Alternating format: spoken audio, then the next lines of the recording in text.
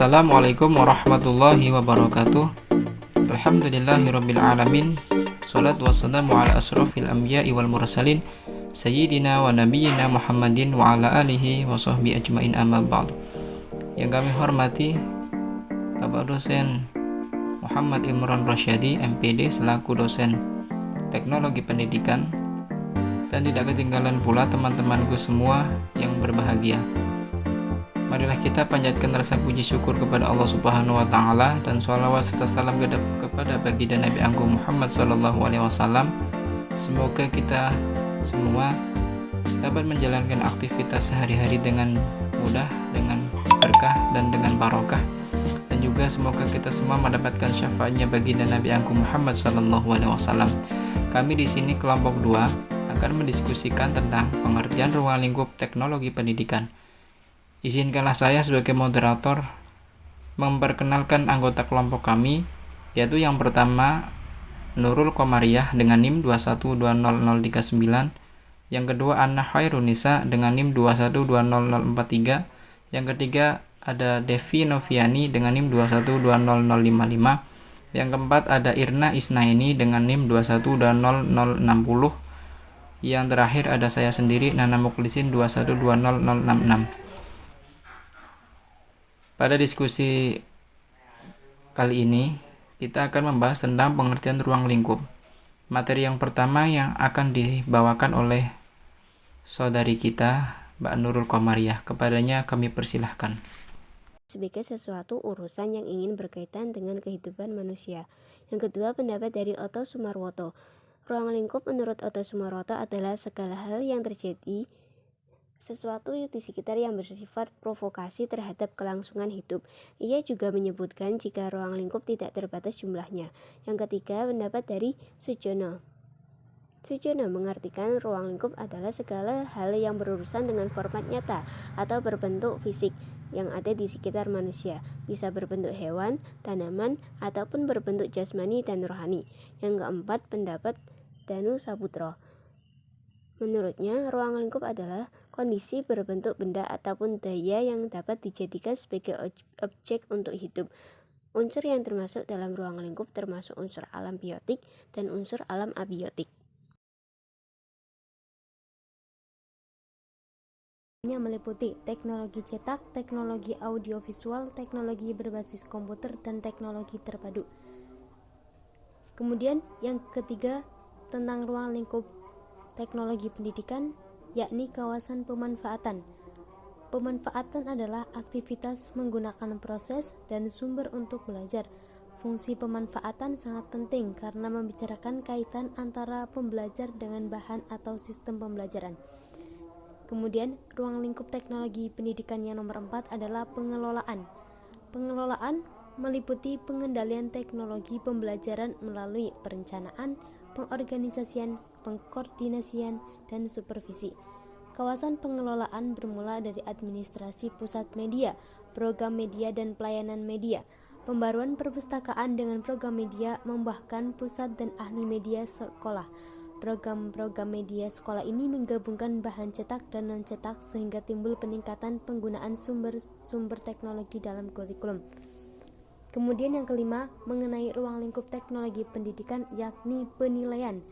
Penilaian dalam pengertian yang paling luas adalah aktivitas manusia sehari-hari. Dalam kehidupan sehari-hari, kita selalu menakar nilai aktivitas atau kejadian berdasarkan kepada sistem penilaian tertentu. Penilaian merupakan proses penentuan memadai tidaknya pembelajaran dan belajar, mencakup analisis masalah, pengukur acuan patokan, penilaian formatif, dan penilaian sumatif. Demikian beberapa ruang lingkup teknologi pendidikan.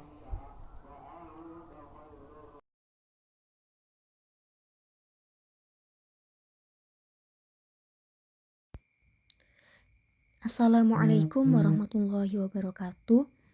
Saya Irna Isnaini dengan NIM 2120060.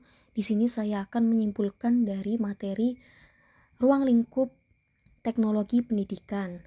Dari uraian yang telah disampaikan oleh teman-teman, dapat disimpulkan bahwa teknologi pendidikan adalah suatu proses yang kompleks dan terintegrasi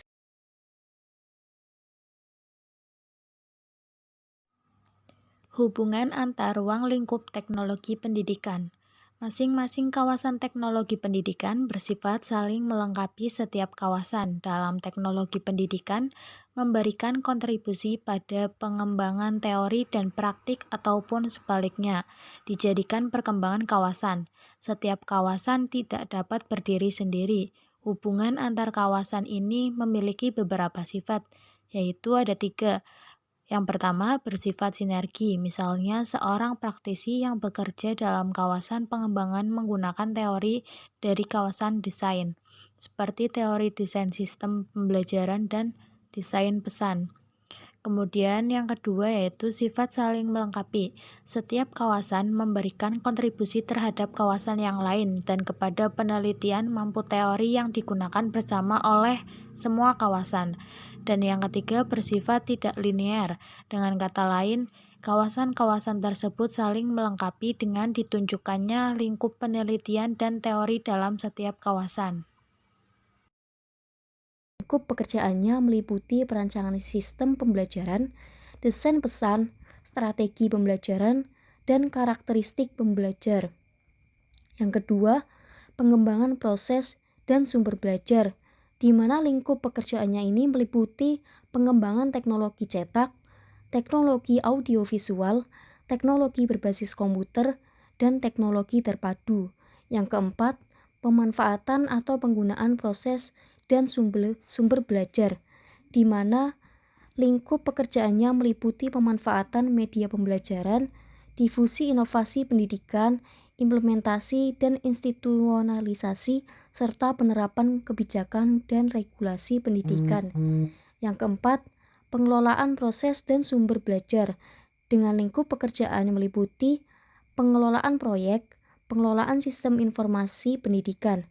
Yang terakhir ada evaluasi atau penilaian, dengan lingkup pekerjaan meliputi melakukan analisis masalah, pengukuran acuan patokan, evaluasi formatif, serta evaluasi sumatif. Sekian dan terima kasih. Wassalamualaikum warahmatullahi wabarakatuh. Alhamdulillah,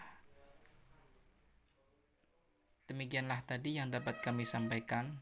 Apabila ada tutur kata maupun penyampaian materi yang kurang pas dan juga ada kata-kata yang kurang berkenan di hati para pemirsa, para pendengar, dan juga para audien, kami mohon maaf.